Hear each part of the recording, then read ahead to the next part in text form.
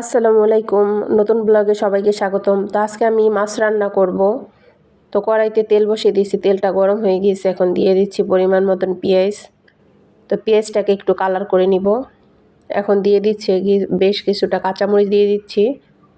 তো এই তো দেখতে পাচ্ছ ইলিশ মাছ আর লাউ, আজকে ইলিশ মাছ দিয়ে লাউ রান্না হবে গাইস।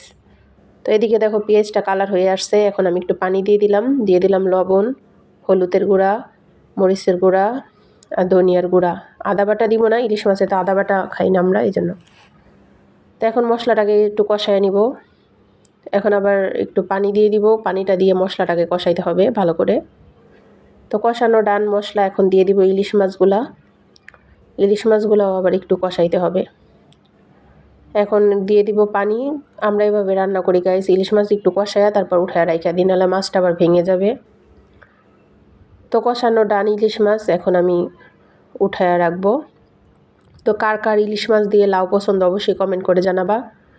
আর আজকের রান্নাটা কেমন হয়েছে এটাও অবশ্যই কমেন্ট করে বলবা।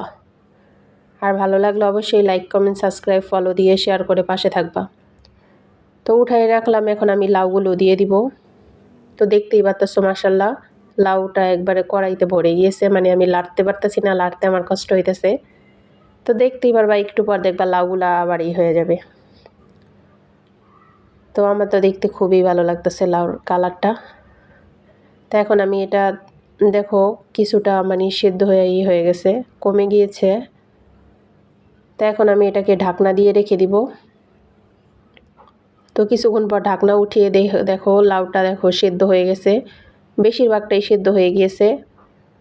আর এখন দিয়ে দিব পানি, অল্প পানি দিব, বেশি পানি দিব না, কারণ কষানোর মধ্যে লাউটা অনেকটা হয়ে গিয়েছে। এখন হালকা পানি দিয়ে একটু বড় মাছটা দিয়ে দিব।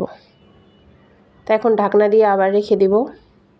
তো কিছুক্ষণ পর ঢাকনা উঠিয়ে দেখো লাউগুলা পুরা সেদ্ধ হয়ে গিয়েছে। এখন আমি মাছ কষায় রাখছি যে ওই মাছটা এখন দিয়ে দিব লাউয়ের মধ্যে।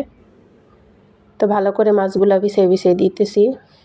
তো মাছটা দিয়ে আরও কিছুক্ষণ রান্না করব, যাতে লাউয়ের সাথে মাছের স্মেলটা চলে আসে ভালো করে, মানে মাছের একটা ফ্লেভার ওইটা আসে।